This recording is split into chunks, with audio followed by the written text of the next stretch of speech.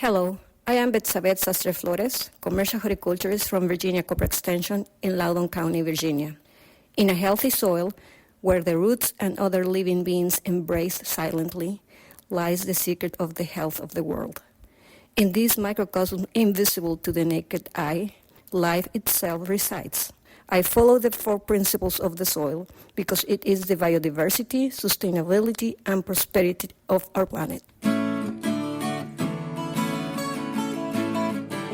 All right, here we go with another episode of For the Soil, a Conversation. I'm your host, Jeff Ishii, and Dr. Eric Benfelt with Virginia Cooperative Extension Community Viability is joining us. Mary Sketch-Bryant is taking another week off, and she'll be back with us in the very near future. Dr. Benfelt, I believe we'd like to reintroduce our guest from our last episode. Yes, Jeff, we're pleased to have Nicolas Melas with us again from Millsong Bakery, and really enjoyed hearing a bit of Nico's story. And Nico, the small grains are so important to soil health and building soil health, and also addressing water quality issues. But then I know as a baker, you have a lot of interaction with customers and people at the farmers market.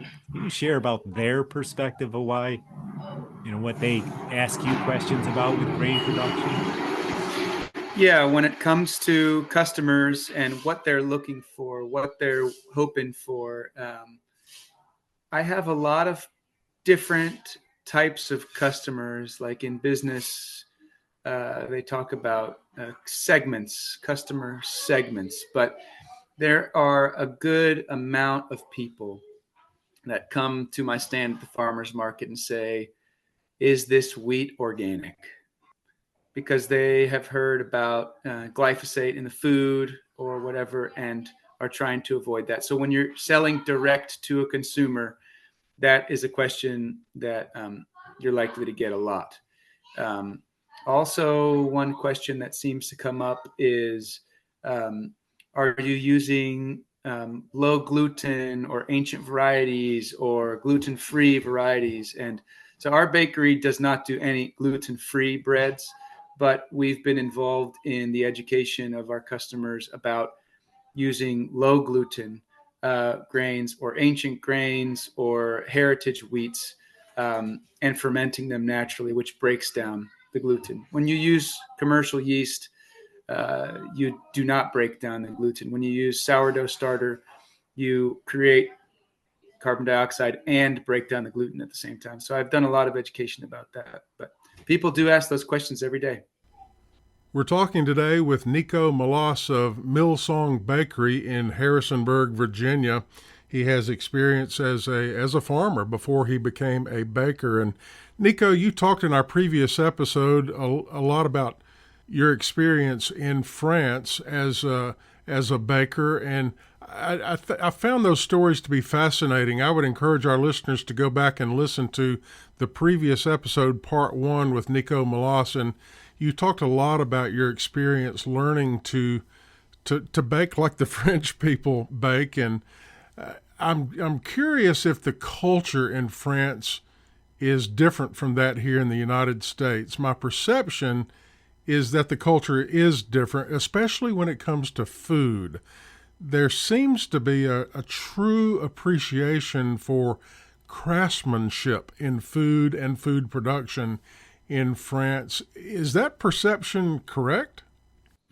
Yeah, I was amazed. They have regional food cultures, like people identify more so with their particular region, with their particular county, and the foods that they eat there. There's rivalries about salted butter versus unsalted butter versus half salted butter. And each region of France has their go-to, their pick. They have there's regions of France that are known for their wine production and regions of France that are known for their cider production. And it's a big point of pride for people to only drink cider or only drink this type of wine because it's from their region. They just have a longer ancestral memory because they have a longer ancestral history in relationship to the land, it seems like, but they've held on to it. You're absolutely right. So yeah, it does not seem that my clientele, they're interested, like I said before, in organic and in low gluten, but it doesn't seem like the fact that I'm telling them that it's grown locally is on their list of things before they get there. When I tell them, they value it and they say, oh, great, okay, I'll support that. But it wasn't on their mind before they walked up to my stand. They didn't expect that. Nobody ever expects that. And Nico, we're actually talking to you on National Agriculture Day. Thinking about that, how can we, build a greater appreciation for local, regional farmers and create greater understanding of what is involved with food production, particularly at the local and regional level? Yeah, I mean, I think, the way that our local farmers treat the land, it affects us in a huge way. It's not just on our foods, the way their decisions affect us. It's in the air, it's in the water, it's in the runoff, it's in the Chesapeake. So the decisions that the farmer makes have large, far-reaching downstream effects. And I'm really thankful that there's so many farmers in Rockingham County and so many really creative and mindful farmers. Are you a member of the Common Grain Alliance? Yes, I'm a member of the Common Grain Alliance and work closely with Madeline Smith and others on trying to keep the conversation going at a really, I'd say, deep, granular level on how to encourage wheat quality that is useful for bakers, because there's always going to be a year where a farmer has to sell his crop to the feed mill, and the feed mill is only going to pay $8 a bushel or $10 a bushel for organic, I think. And but we're able to pay much more than that and need to have quality.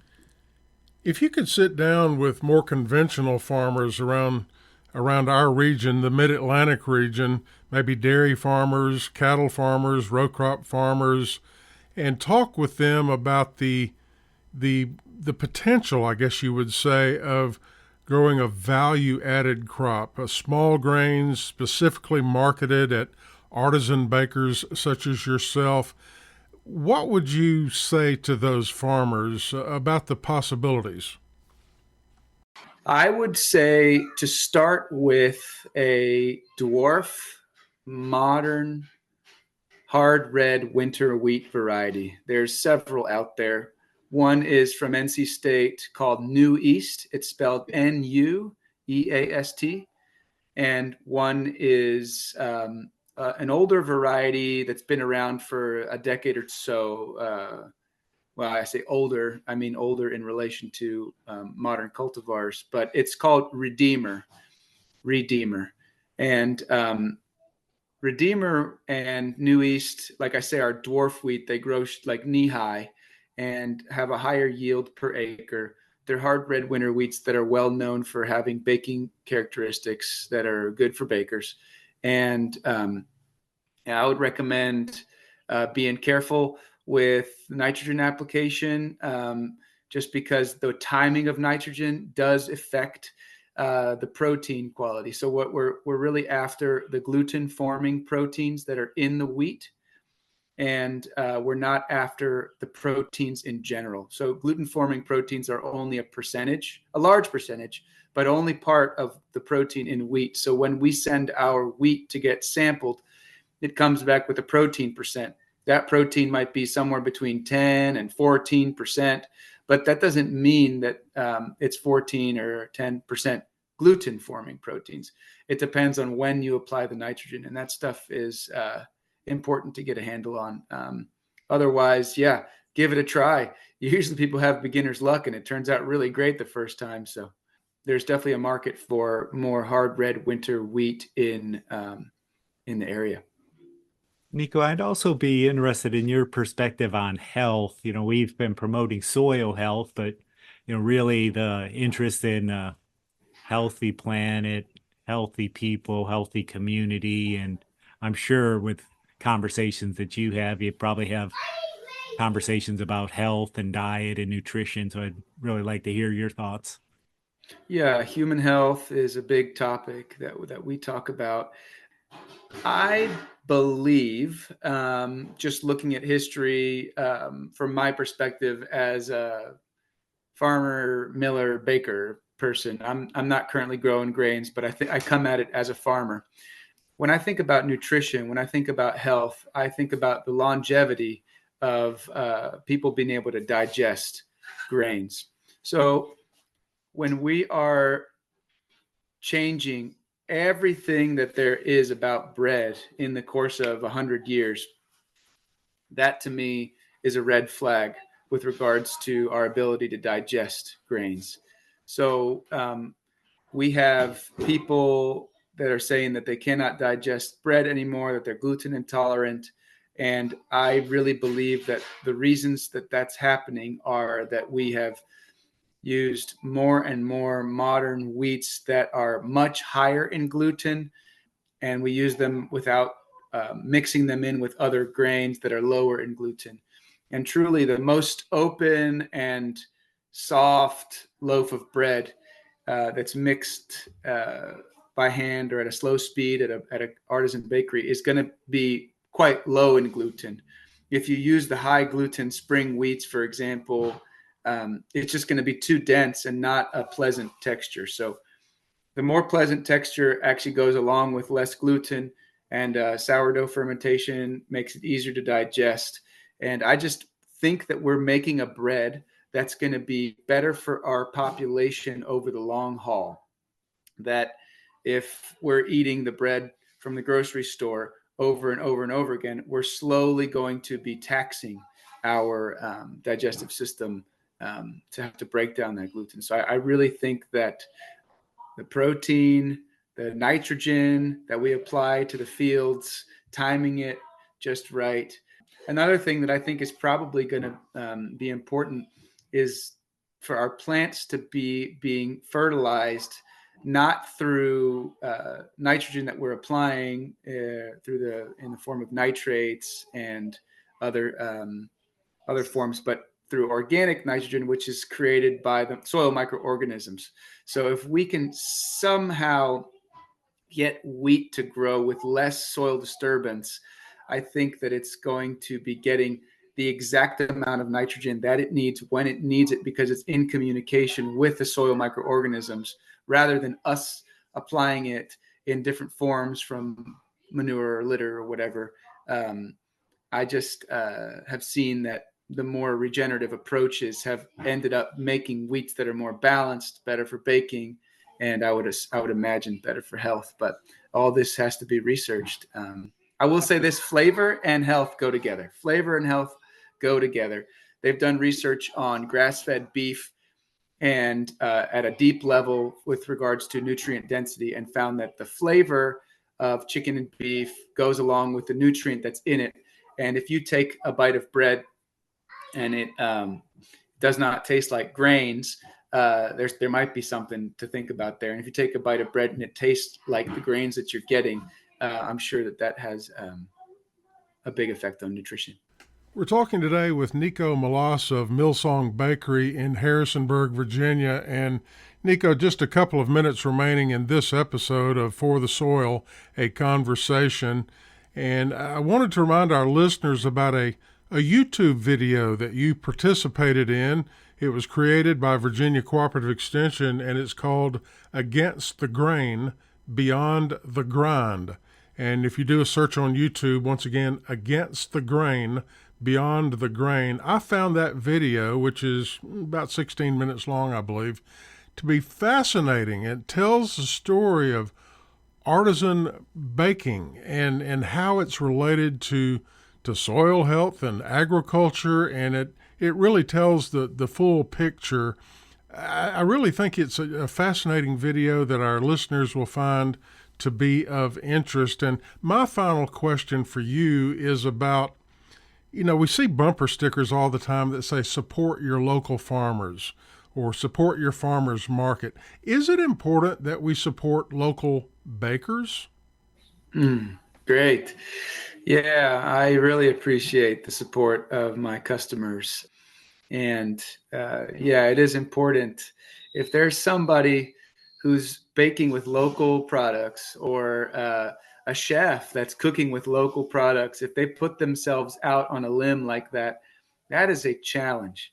They could be getting much cheaper ingredients that are more consistent if they don't buy local. So a local chef or baker or whatever it is really does need our support because they're doing it for our health and to support the local economy. So we definitely need the support of people, our clients, our customers. Very well. Dr. Benfeld, any final question? Nico, if you would have a baking book or cookbook, is there a resource that you'd recommend? Jeffrey Hamelman has a book called Bread. It's just called Bread by Jeffrey Hamelman.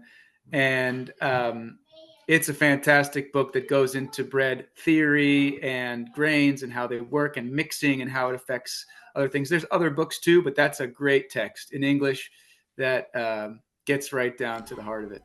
Our guest in this episode has been Nico Melas of Millsong Bakery in Harrisonburg, Virginia. And if you'd like to learn more about their operation, the web address is millsongbakery.com. Nico, thank you for joining us. All right. Thank you, guys. Thanks, Ish. Thanks, Eric. Yeah, thank you so much.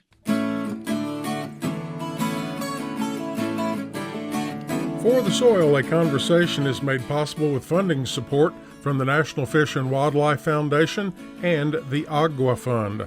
Other partners include the U.S. Department of Agriculture's Natural Resources Conservation Service, Virginia Cooperative Extension, Virginia State University, Virginia Department of Conservation and Recreation, and partners of the Virginia Soil Health Coalition. Views expressed on this podcast are those of each individual guest. To download a copy of this or any other episode, visit the website forthesoil.org. If you should have a specific question about soil health, call your local extension office, your local USDA service center, or a Soil and Water Conservation District office. Music used during today's program was provided courtesy of The Flip Charts, all rights reserved. For the Soil, a conversation is produced by On the Farm Radio in collaboration with Virginia Tech. I'm your host, Jeff Ishii.